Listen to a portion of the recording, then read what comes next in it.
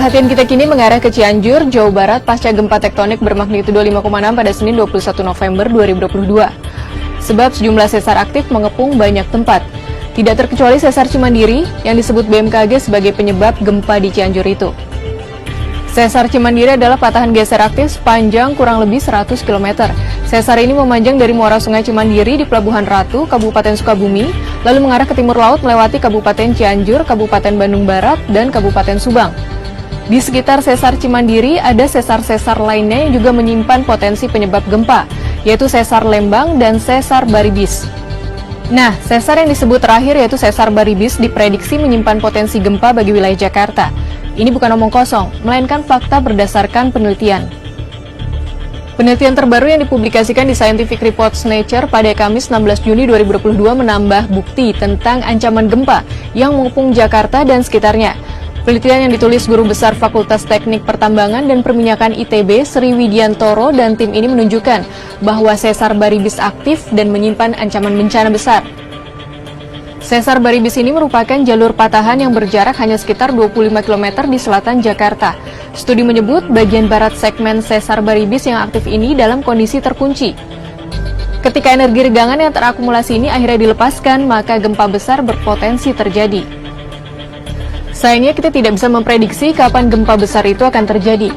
Tetapi sejarah mencatat sesar Baribis pernah menyebabkan peristiwa gempa dahsyat Jakarta, yaitu 5 Januari 1699 dan 22 Januari 1780.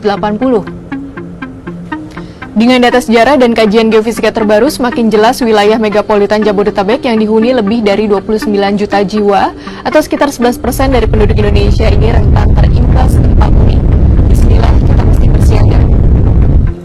Nyatanya potensi dan ancaman gempa tidak berhenti sampai di sesar Baribis. Penelitian terbaru menemukan zona kegempaan di selatan Jawa bagian barat dan tenggara Sumatera menyimpan sumber potensial gempa megatrust di masa depan dengan kekuatan hingga magnitudo 8,9.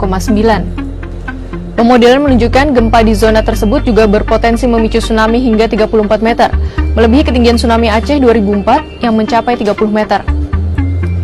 Hasil penelitian ini diterbitkan di jurnal Natural Hazard oleh peneliti gabungan dari BMKG, ITB, BRIN, dan University of Cambridge pada Selasa 1 November 2022. Dalam penelitian disebutkan, zona gempa di selatan Jawa, bagian barat, dan tenggara Sumatera diketahui sangat aktif akibat pertemuan lempeng Indo-Australia dan subduksi di bawah lempeng Sunda. Peristiwa megatrust besar yang terkait dengan proses ini dikhawatirkan menimbulkan bahaya gempa bumi dan tsunami besar bagi masyarakat sekitar. Dalam laporannya disebutkan juga jika celah seismik yang memanjang di selatan Jawa bagian barat ini bisa pecah secara terpisah atau bersamaan saat terjadi gempa. Jika segmen di selatan Jawa bagian barat saja yang lepas, gempa bumi bisa berkekuatan magnitudo 8,9 dengan periode ulang 400 tahun.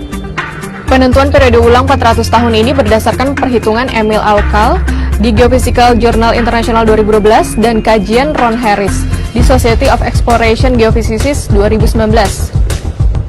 Serangkaian temuan terbaru ini menunjukkan pentingnya mitigasi bencana di selatan Jawa bagian barat termasuk pesisir Banten yang padat industri dan permukiman.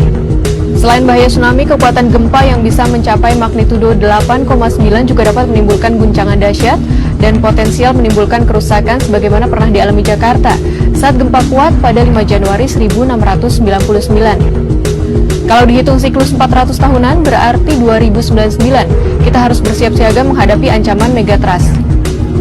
Gempa Cianjur mengingatkan kita agar kembali membenahi kesiapsiagaan menghadapi potensi gempa.